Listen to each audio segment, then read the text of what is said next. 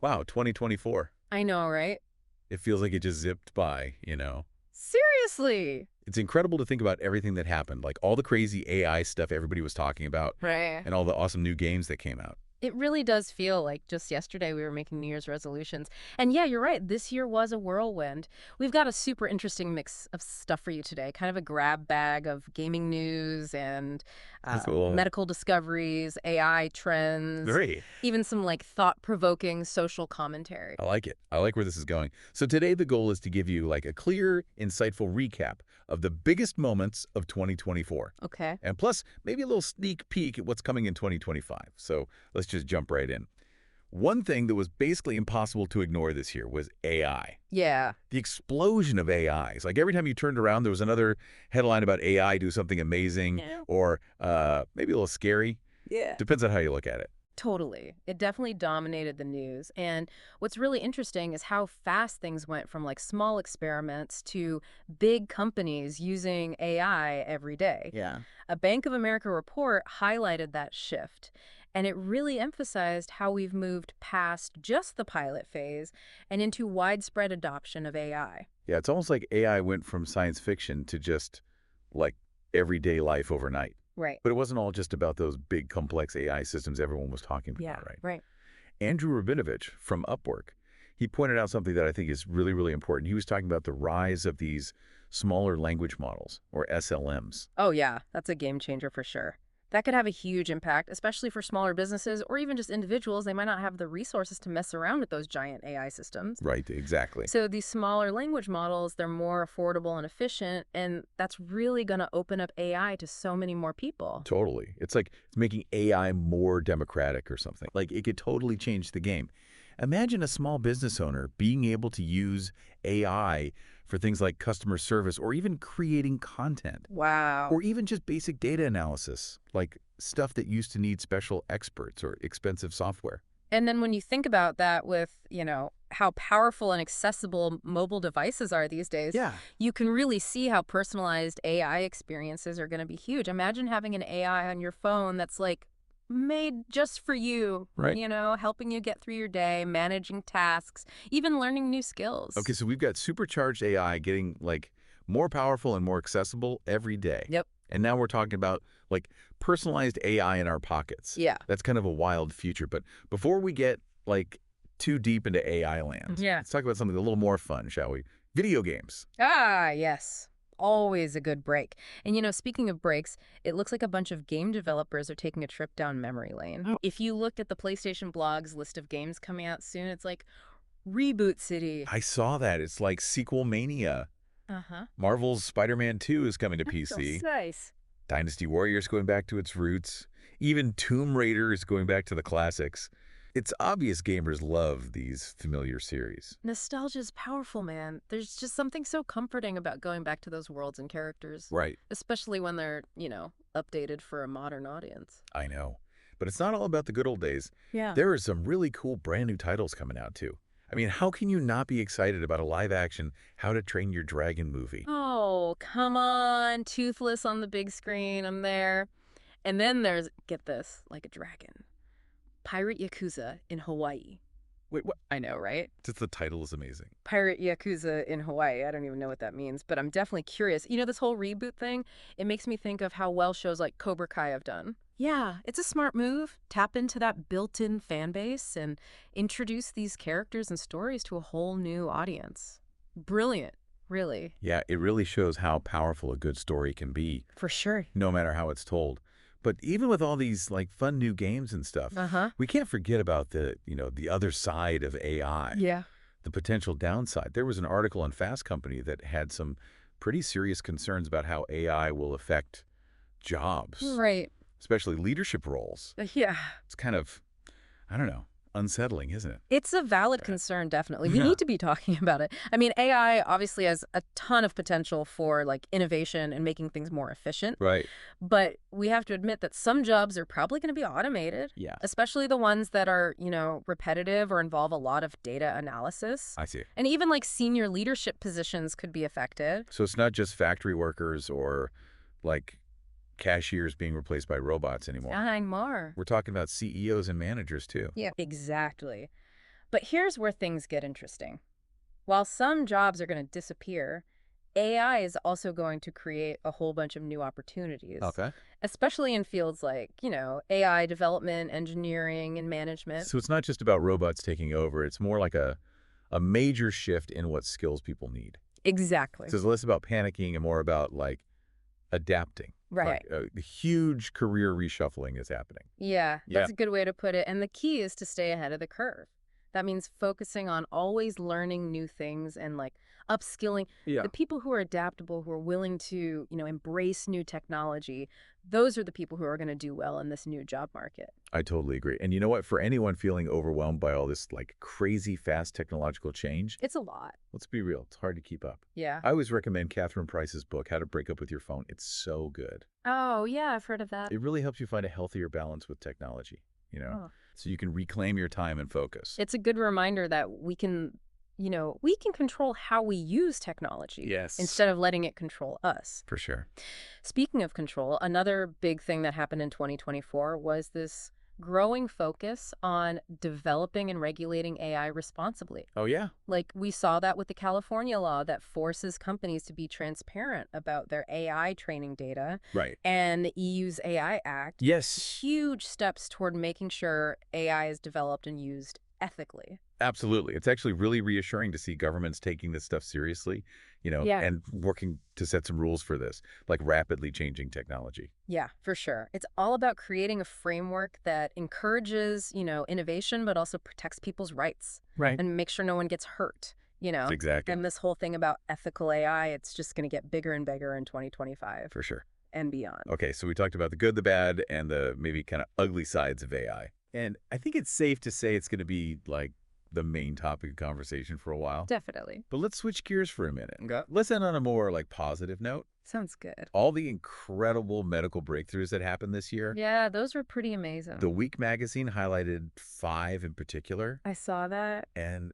I gotta say, they gave me so much hope for the future of healthcare. They were incredible, right? It just shows you what people can do, like Right. how creative and dedicated they are to finding solutions to these like really hard health problems. Totally. The one that really stood out to me was that research on personalized medicine for Alzheimer's. Oh, I know. The bespoke drug thing. Yeah, that was a huge story. It's mind-blowing. To think that we could create personalized treatments based on someone's genes, it feels like we're finally entering this age of truly personalized medicine, Yeah.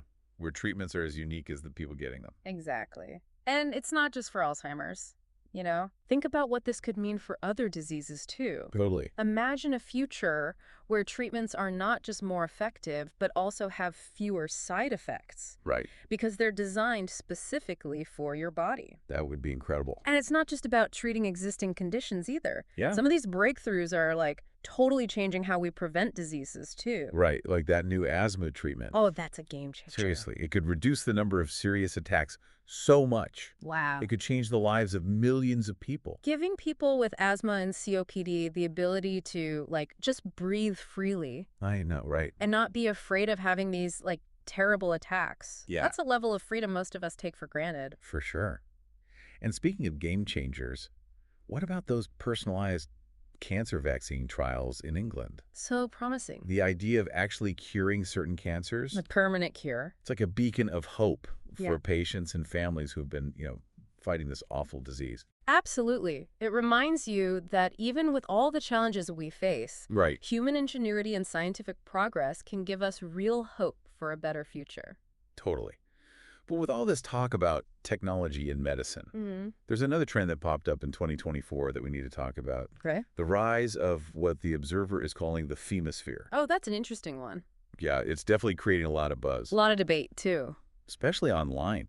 People are calling it a counter movement to mainstream feminism. I can see that. It's challenging a lot of ideas about what it means to be a woman today. Interesting. From what I've read, it seems like the femosphere is encouraging women to, like, embrace traditional gender roles, Yeah. often to, make money. Interesting. Almost like a mirror image of the manosphere, which we've talked about before. Right, right. So instead of, pushing for complete equality and everything, it's suggesting that women can use traditional gender roles to their advantage, especially when it comes to money and relationships. It's complicated. Very complicated. It brings up so many questions. Yeah. Is it empowering or is it setting women back? Right. Is it really about women making their own choices? Yeah. Or is it like a reaction to what some people see as the failures of mainstream feminism? That's the debate. It's a debate that's probably going to continue for a while. Definitely. It really shows that there are lots of different ideas within feminism itself. Exactly. There's no one feminist agenda. Nope. And the femosphere is proof of that. Makes you think. Okay, so today we covered a lot We did. from how fast AI is growing and its Yeah. potential downsides to the amazing progress in healthcare and this new femosphere thing. Yeah, we covered a lot of ground. It's been quite a year, wouldn't you say? Definitely.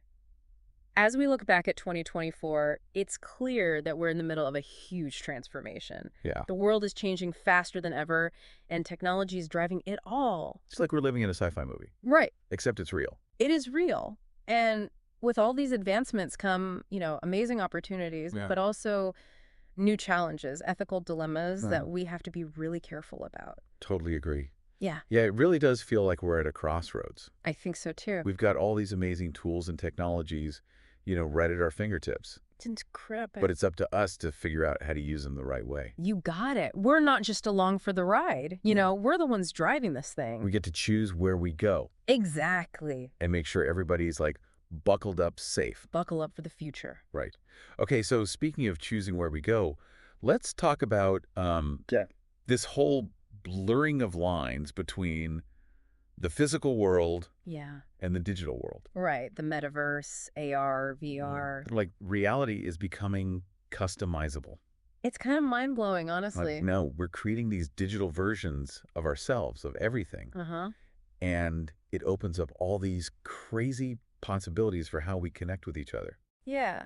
And how we experience the world. It makes you wonder, like, what does this mean for how we understand reality? Right. Are we going to get so lost in these virtual worlds that we forget about the real world? It's possible. Or will it be like a blend of the two, Maybe. a hybrid reality where digital and physical just like seamlessly mesh together? I don't know. Those are some big questions. Oh, No one really has the answers yet. right. It's crazy. But it's definitely something we need to be thinking about as this tech keeps developing. Totally. It's like we're writing this whole new chapter in human history. I like that. And we don't even know what the story's going to be. Yeah. But speaking of new chapters, you remember those medical breakthroughs we talked about earlier? Yeah, They're like rewriting the whole story of human health for sure. and how long we live. Yeah. Personalized medicine, gene editing, AI diagnostics. I know, right? All that stuff Yeah. has the potential to totally transform healthcare.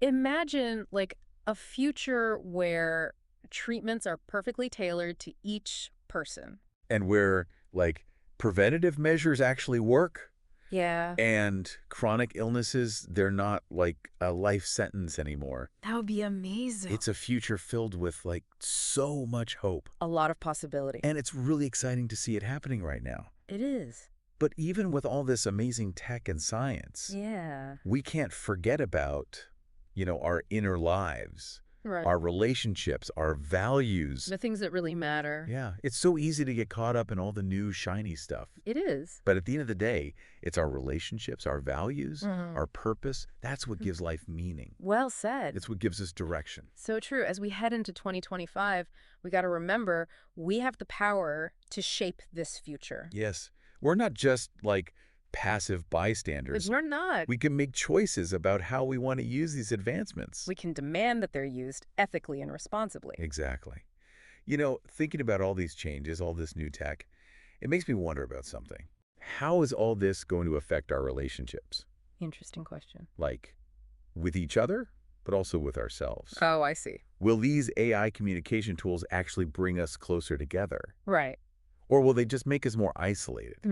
And then, like, what about the whole metaverse thing? Yeah. The blurring of reality? Yeah. Will it make our lives better, richer? Hmm. Or will it just be confusing and, like, fragment everything? Well, those are some deep questions. Oh, right. And we'll probably be trying to figure them out for a long time. For sure. Technology, it's always been a double-edged sword. You got it.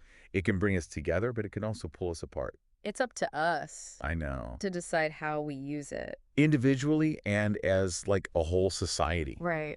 I think that's, like, the biggest takeaway from this whole deep dive. I agree. We are living in a time of unbelievable change and possibility. So much possibility. The future is literally unfolding right now. I know. It's crazy. And it's up to each of us to figure out what role we want to play in shaping it. Absolutely. We got to ask those tough questions, think about the consequences, Be mindful. and make smart choices about how we want to, weave these advancements into our lives. Beautifully said. So as we go into 2025, let's approach everything with curiosity and a little bit of courage. I like it. Let's challenge ourselves to think critically, to talk to each other. Yeah. And use our, collective wisdom and creativity to build a future that works for everyone. Okay, so on that note, thank you so much for joining us on this crazy ride through 2024. Thanks for listening. And for taking a peek into what's coming next. We hope you enjoyed it. We hope this deep dive, sparked your imagination, maybe challenged some of your ideas. Made you think. And left you feeling inspired and ready to tackle whatever 2025 throws at us. Absolutely. So until next time, keep exploring. Keep asking those tough questions. And keep diving deep. Happy New Year, everybody. Happy New Year.